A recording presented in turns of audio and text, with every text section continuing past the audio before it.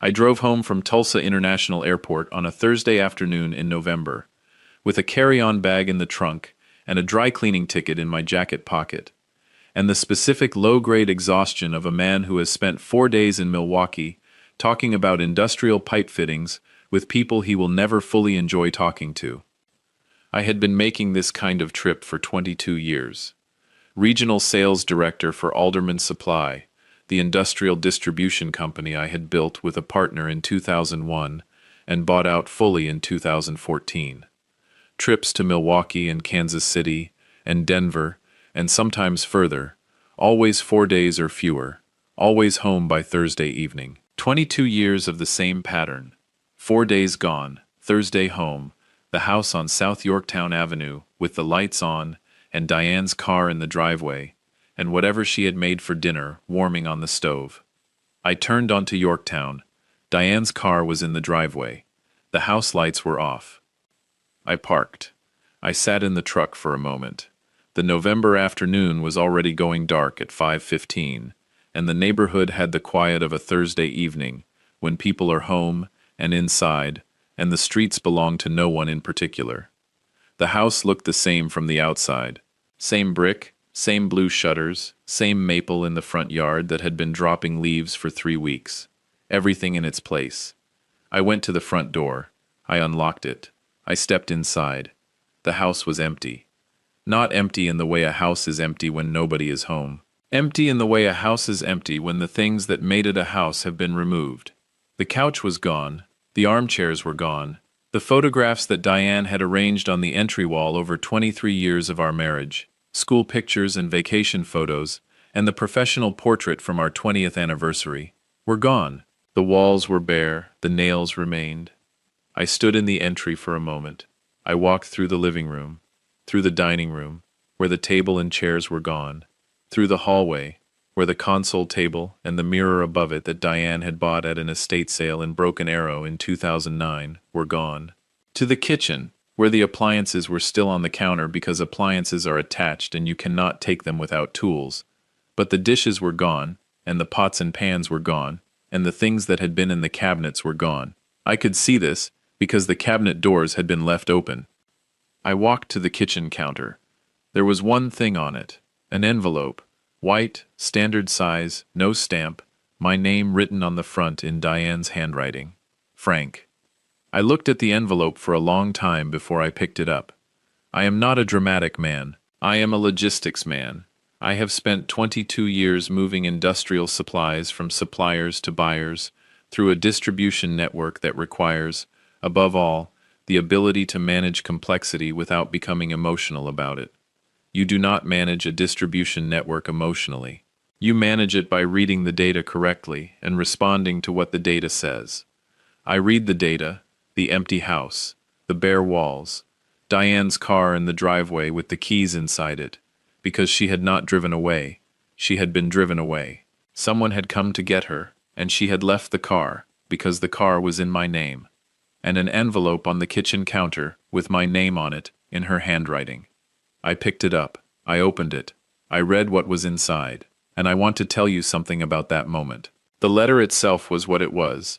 A letter from a woman leaving a marriage after 23 years, explaining herself in the careful language of someone who has been composing the explanation in her head for a very long time.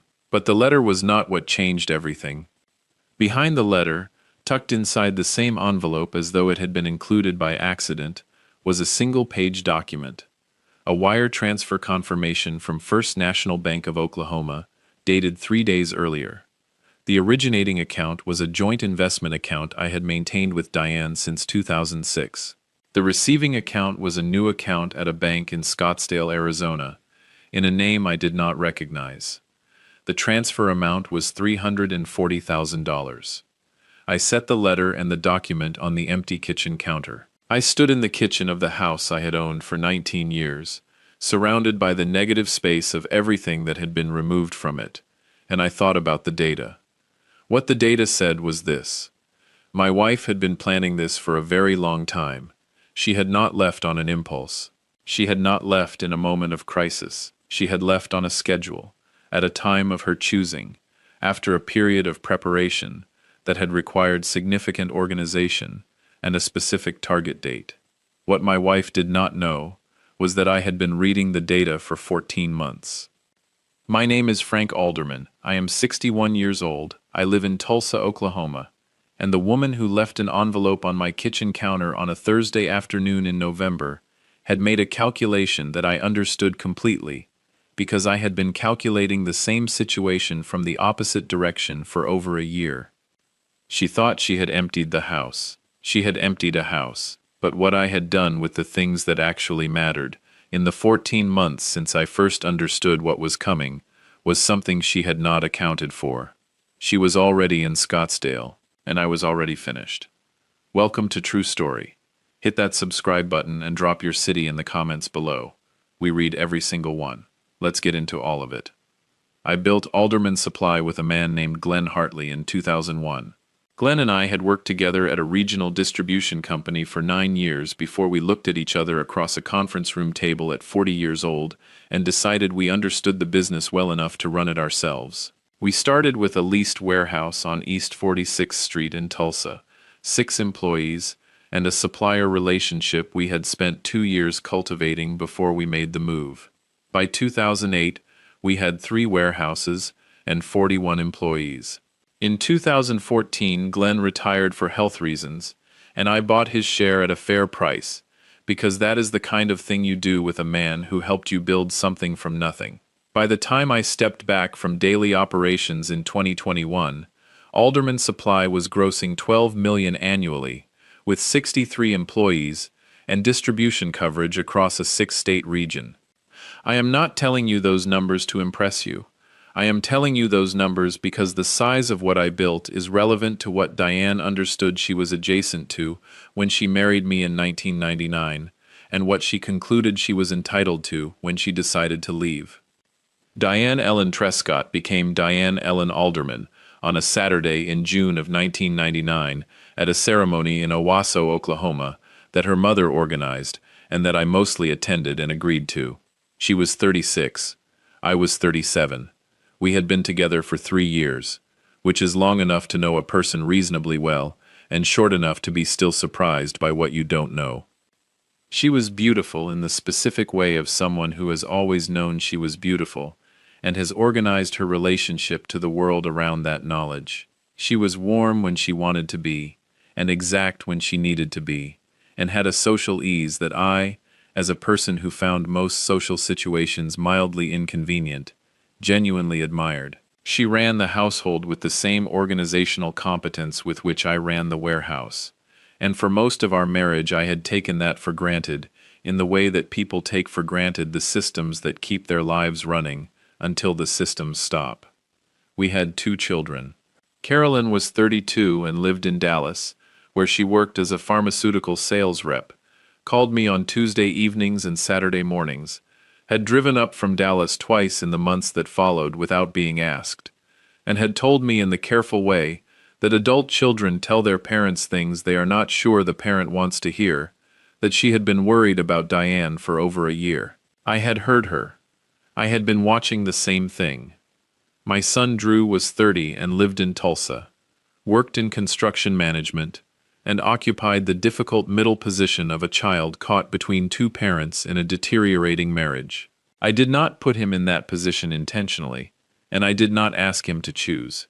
He was my son, and that did not change regardless of what came next. The first thing I noticed was the phone, not the content of anything on it. I am not a man who goes through his wife's phone, but the behavior around it. Diane had always been a person who left her phone on the kitchen counter, on the coffee table, face up and charging wherever she happened to be in the house. In the spring of 2022, the phone began to go with her, into the bedroom when she went to bed earlier than usual, into the bathroom, into her car for conversations that she conducted in the driveway rather than inside. I noticed. I did not react. I noted it and continued watching. The second thing was the trips.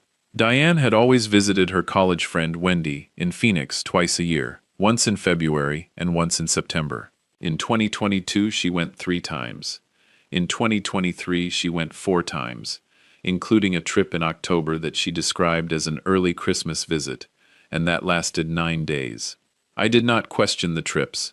I had no basis to question them that I was willing to act on yet. But I noted the frequency and the duration, and the way she came back from each one slightly different, slightly more settled in herself, in the way that people become settled when they have somewhere else they are moving toward. The third thing was the question about the business valuation. In July of 2022, during what had seemed like an ordinary Sunday evening conversation about finances, Diane asked me what I thought the business was currently worth. Not in a general way, in a specific way, with follow-up questions about comparable sales in the distribution sector, and what a fair market assessment would look like, and whether I had had anything formalized recently. I answered the questions honestly because I did not yet have a reason not to, but I noted the questions, and I noted that she had asked them with the particular specificity of someone who has been thinking about them for longer than the conversation suggested. I called Glenn Hartley the following week. Glenn was 60 years old and had been my business partner for 13 years and my friend for 22, and had an understanding of the financial architecture of Alderman Supply that was exceeded only by my own and my accountant's. I told him what Diane had asked. I did not tell him what I thought it meant. I asked him what he thought it meant. Glenn was quiet for a moment. Then he said, "Frank, that question has a specific legal relevance in the context of a divorce proceeding. It is the question you ask when you are trying to establish the value of a marital asset." I said, "I know." He said, "Are you telling me you think Diane is planning to leave?" I said, "I'm telling you I'm watching something, and I wanted another set of eyes on what I'm watching."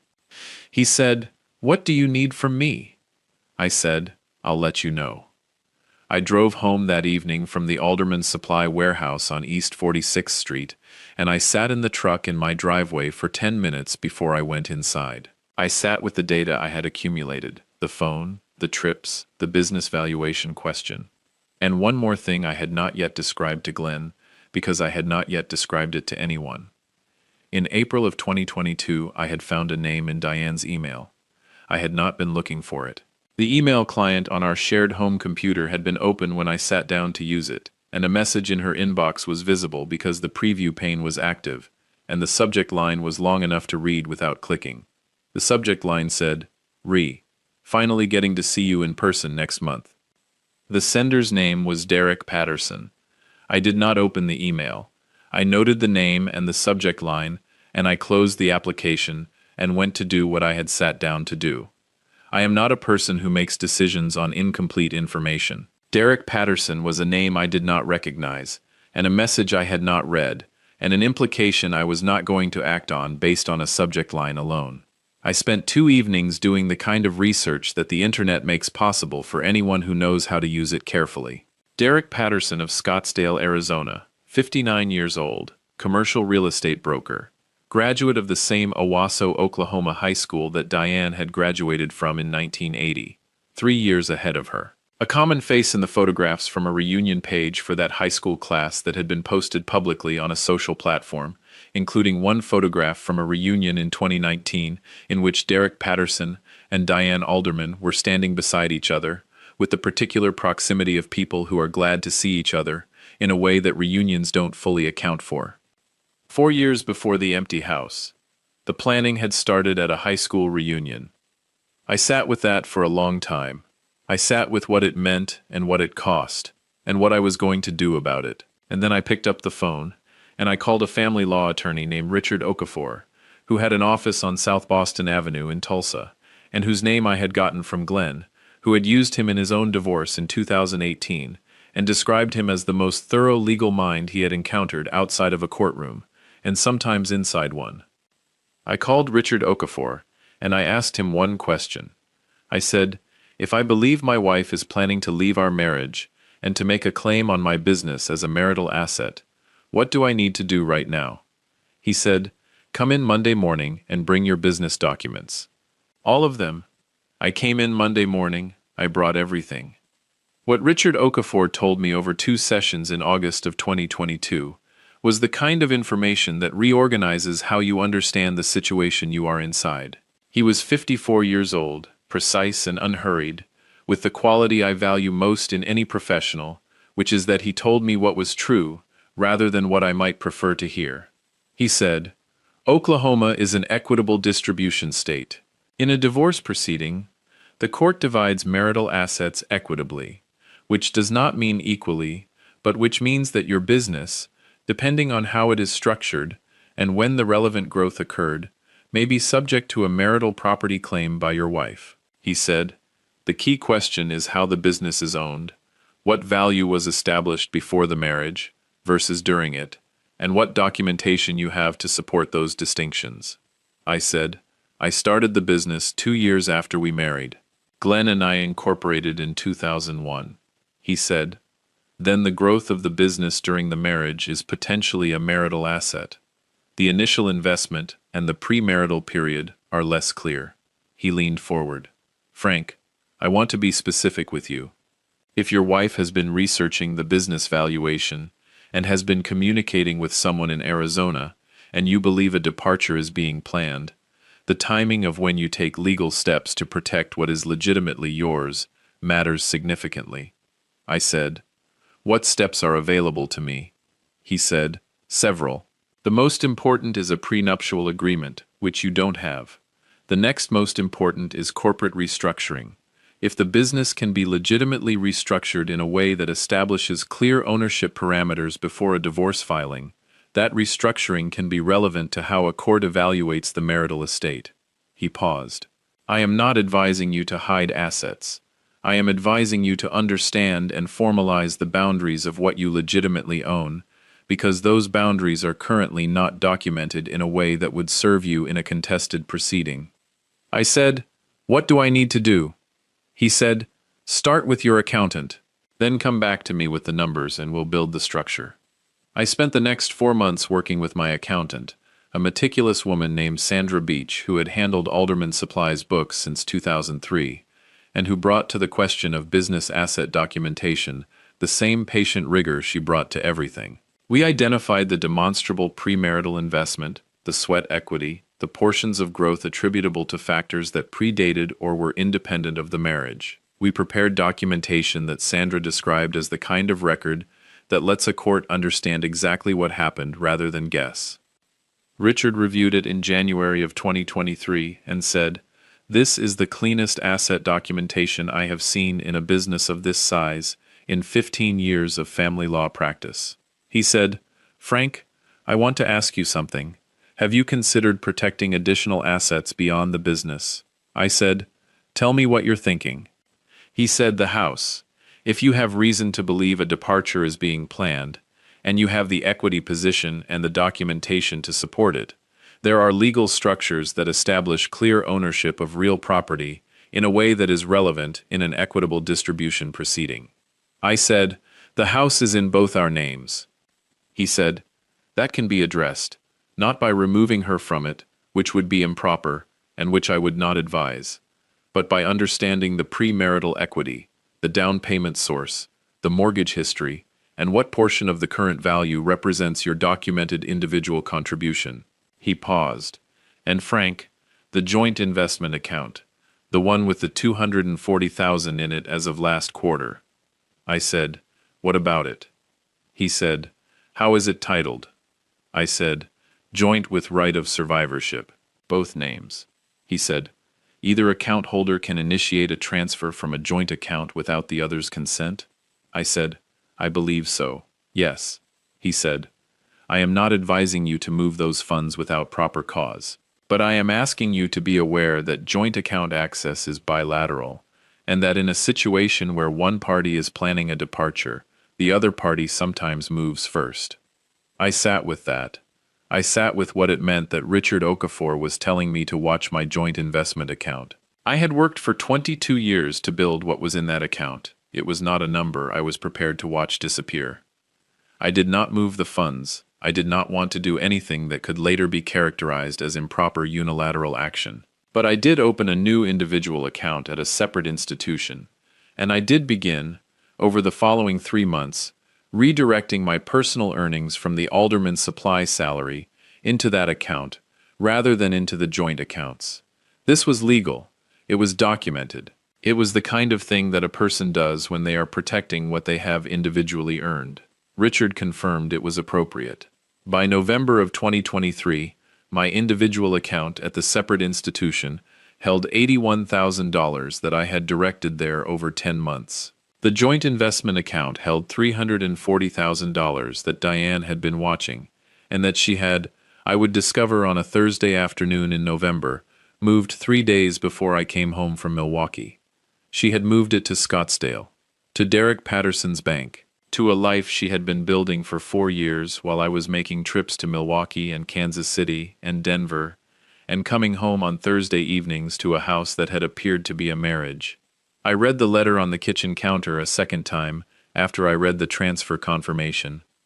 The letter was 2 pages, handwritten on Diane's personal stationery, the heavy cream paper she had used for personal correspondence for 20 years. She was a good writer. I want to acknowledge that because it is true, and because fairness requires it even now. The letter was composed and articulate, and had the quality of something that had been revised many times before the final version was committed to the page. She said she had been unhappy for a long time, and that she had tried in various ways to address the unhappiness, and that none of them had worked. She said that she had met someone who understood her in ways she had not experienced in our marriage. She said she was not asking for my forgiveness, because she understood she was not entitled to it. She said the divorce attorneys would handle the financial matters, and that she hoped we could manage it without unnecessary conflict. She said she was sorry. She said she was sorry. She said she knew the house would feel different now. She hoped I would be okay. I set the letter down. I looked at the transfer confirmation again. $340,000. 3 days ago. To a bank in Scottsdale. While I was in Milwaukee talking about pipe fittings. I picked up my phone and I called Richard Okafor. It was 5:43 on a Thursday evening. He answered on the third ring, which is the thing that happens when you have been a client for over a year, and your attorney has understood for some time that the call you are making was coming. He said, "Frank." I said, "Richard, she left today. The house is empty. She moved $340,000 out of the joint investment account 3 days ago." A brief silence. Then he said, "Are you at the house?" I said, "Yes." He said, "Don't move anything. Don't throw anything away. I need you to photograph the empty rooms and the wire transfer confirmation with your phone in the next 20 minutes. Can you do that?" I said, "Already doing it." He said, "Good. I'm filing an emergency motion for a temporary restraining order on the Scottsdale account tonight. The funds may not be recoverable in full, but the motion establishes the record. Frank, I need to tell you something. In the 14 months we've been working on this, I have been preparing for this exact moment. The documentation is ready. The business valuation is documented. The premarital equity analysis is documented. The earnings redirection is documented. We are prepared." I said, "I know." He said, "How are you doing?" I said, "I'm clear. Clarity is what's available right now." He said, "That's enough. I'll have the motion filed by 9 tonight. Call me in the morning." I spent an hour photographing every empty room, the bare walls with the nail holes, the kitchen with the open cabinets, the bedroom where the furniture was gone but the closets still had my clothes, because she had taken hers and left mine, which told me something about the organization of the departure. She had been packing incrementally, a little at a time, over weeks, rather than in one concentrated effort. The house had been emptied in the same way that a tank drains through a small valve rather than a burst pipe, slow and deliberate, and not visible until the level drops below a critical threshold. I called Carolyn from the empty living room. She answered on the second ring. I told her what I had come home to. She was quiet for a moment and then she said, very steadily, "Dad, how long did you know?" I said, "I started watching 14 months ago. I've been working with Richard since August of 2022. She said, "Did you know about Derek Patterson?" I said, "Since April of 2022. Another silence. Then she said, "You didn't say anything." I said, "There was nothing to say until I had something to say. I needed to be ready before the situation was ready, not after." She said, "Are you okay?" I said, "I'm functional." She said, I'm getting in the car. I said, Carolyn, it's 4 hours from Dallas. She said, I'll be there by 10. Is there food in the house? I looked at the kitchen, the empty cabinets, the removed dishes.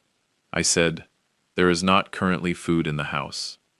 She said, I'll bring something. Don't go to bed until I get there. I said, I wasn't planning to sleep tonight. She drove 4 hours from Dallas. She arrived at 10:12 with a bag of groceries from an H-E-B near the Oklahoma border and a casserole her neighbor had made, which is the kind of detail that is both practical and moving, and that I did not fully process until later. She walked through the empty house with me, room by room, not saying much, just being present in the way that her mother had been present in difficulty before she was gone, and that Carolyn had learned and carried forward. She said, standing in the empty living room, "It's just stuff, Dad." I said, "I know." She said, "You built everything in this house. You can build it again." I said, "I know that too." She said, "What does Richard say about the money?" I said, "The emergency motion was filed at 9. The Scottsdale account is flagged. He says the recovery process is complex, but the documentation we have built makes it as strong as it can be." She said, "And the business?" I said, "The business is mine." Sandra and Richard built a documentation record that establishes that clearly. Diane's claim on the business, if she makes one, is going to be very difficult to sustain against what we've prepared. Carolyn looked at me in the way that a daughter looks at a father when she is measuring whether what he is saying matches what he is feeling. She is 32 years old, and she has her mother's eyes and her mother's precision, her mother being my first wife, Jennifer, who died in 2008, which is a fact I have not yet told you, and which matters to this story, in a specific way I will come to. She said, "Dad, I know you're in logistics mode. I also know that you were married to this woman for 23 years, and you came home to an empty house. You're allowed to not be okay." I said, "I know I'm allowed. I'm choosing clarity right now because it's what's useful. The other thing I'm allowed to feel will be there when the useful part is done." She nodded. She said, "That's very you." I said, "Is that a criticism?" She said, "No, it's an observation. Mom used to say you were the most prepared person she had ever met." I said, "Your mother was smarter than both of us put together. She would have handled this better than I'm handling it." Carolyn said, "You're handling it fine, Dad." I said, "I know." We sat on the floor of the empty living room because there was nowhere else to sit, and we ate the neighbor's casserole out of the dish with 2 forks, and talked until after midnight about things that mattered and some that didn't, and at some point the empty house stopped being the scene of what had happened today and became just a house that needed furniture, which is a solvable problem. The divorce proceedings took 8 months. Richard Okafor is exactly what Glenn Hartley described him as, the most thorough legal mind he had encountered in a family law proceeding. The documentation we had built over 14 months was the foundation of everything that followed. The business valuation, the premarital equity analysis, the earnings redirection with its complete paper trail, the evidence of the joint account transfer and the Scottsdale recipient account, and the timeline that established the transfer as a unilateral action taken in anticipation of a divorce filing. Diane had retained an attorney in Scottsdale, a man named Gerald Sims who was competent, but who had walked into a situation that our preparation had significantly narrowed. The joint account transfer became, as Richard had anticipated, the central contested point of the proceeding. The funds had been moved 3 days before the divorce was filed. The receiving account was in Derek Patterson's name. The evidence of the 4-year planning period, the trips to Phoenix and Scottsdale, the high school reunion photograph, the April 2022 email, all of it was part of a record that told a story about the transfer that Gerald Sims was not able to reframe effectively. What the court ultimately found was that the transfer of $340,000 from the joint account 3 days before the divorce filing constituted a dissipation of marital assets. The funds were ordered returned to the marital estate for distribution purposes. A portion went to Diane in the final settlement because Oklahoma's equitable distribution framework entitled her to it. A portion came to me. The net result was not perfect, but it was significantly better than it would have been if the transfer had gone uncontested, or if I had not had the documentation that Richard and Sandra had built. The business was assessed by a court-appointed neutral evaluator who reviewed Sandra's documentation and confirmed its conclusions. The portion of Alderman Supply's value attributable to the marriage period was included in the marital estate calculation. The portion attributable to premarital factors and to Glenn's original partnership contributions was excluded. The settlement on the business was painful in the way that any division of something you built is painful, but it was defensible, and it was based on an accurate record rather than a favorable fiction. I want to tell you about one specific moment in the proceedings, because it is the moment that this story is really about, underneath all the finance and the documentation and the legal machinery. In April of 2024, during a deposition in Richard's conference room, Diane's attorney, Gerald Sims, asked me a question about the individual account I had opened in January of 2023. He asked why I had begun redirecting my personal salary to a separate account 14 months before the divorce was filed. I said, because I had reason to believe, based on what I had observed, that a divorce was being planned. I took legal steps to document and protect my individual earnings from that point forward. He said, and when did you first develop that belief? I said, spring of 2022. He said, what specifically led you to that belief at that time? I said, several things I had observed over the preceding months. The change in phone behavior, the increased frequency of trips to Arizona, the questions about the business valuation, and a name I saw in an email in April of 2022, Derek Patterson. The room was quiet for a moment. Diane was present at the deposition, seated across the conference table from me for the first time since I had come home to the empty house. I had not looked at her directly since we sat down. I looked at her now. She was looking at the table. Gerald Sims said, no further questions on that topic. I looked at Richard. He made no expression. He did not need to. What had just happened in that room was the thing that the 14 months had been building toward.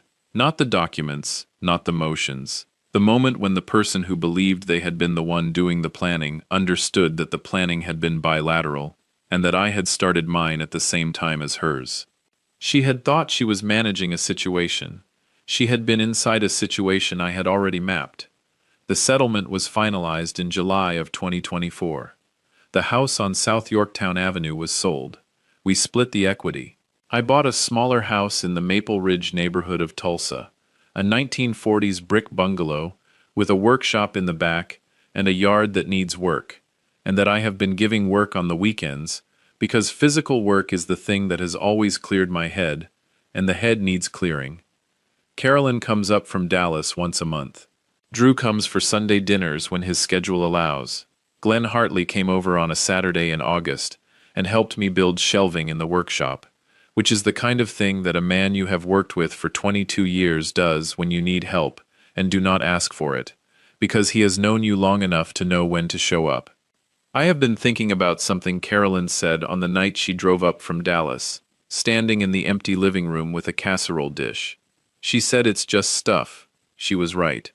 The furniture that Diane took, the photographs from the entry wall, the dishes and the pots, all of it was replaceable.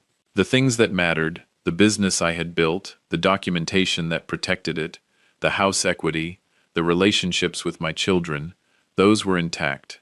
Not because of luck, because I had spent 14 months making sure they would be.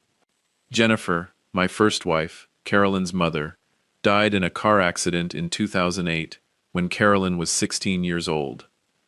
I am telling you that now because it is the part of my history that explains a specific thing about how I move through difficulty. When you lose someone without warning, without any opportunity to prepare, you understand at a foundational level that the things you cannot control can undo you faster than anything you planned for. What you can control, you prepare, completely and without assumption. Because the things you don't prepare are the things that leave you standing in an empty house with a wire transfer confirmation and no record and no recourse. I had a record, I had recourse. I had 14 months of preparation applied to a situation that was going to happen regardless of whether I prepared for it. My father used to say, "Frank, the difference between a man who gets knocked down and stays down, and a man who gets knocked down and gets up, is not strength, it's whether he knew the hit was coming. A man who sees it coming has already decided what he's doing next before he lands." I saw it coming. I decided what I was doing next, and on a Thursday evening in November, when I stood in an empty kitchen and read a wire transfer confirmation tucked inside an envelope that was meant to tell me everything was over, what I actually found was confirmation that I had already done the work and that the work was sufficient. That is the only kind of document that matters in the end, not the one that tells you what someone else did, the one that tells you what you built before they could undo it. The workshop in the Maple Ridge bungalow is coming together. The yard is better than it was. The shelves Glenn and I built are full of the tools I brought from Yorktown, which were always mine, and which nobody took because they were in the garage, and the garage was not part of what got emptied on a Thursday in November. I go out there on Sunday mornings sometimes. I make coffee and I take it to the workshop, and I stand in the smell of sawdust and oil, and I think about what the next thing is. There is always a next thing when you are a logistics man. The current project is a workbench I have been designing on paper for 3 weeks. Good bones, correct dimensions, built to last. That is what you do after. You build something that lasts. If this story stayed with you, drop a comment below and tell me which moment hit you the hardest. Hit that like button. Subscribe if you are not already here, and I will see you in the next one. True Story uploads every week. Subscribe and hit the bell so you never miss one.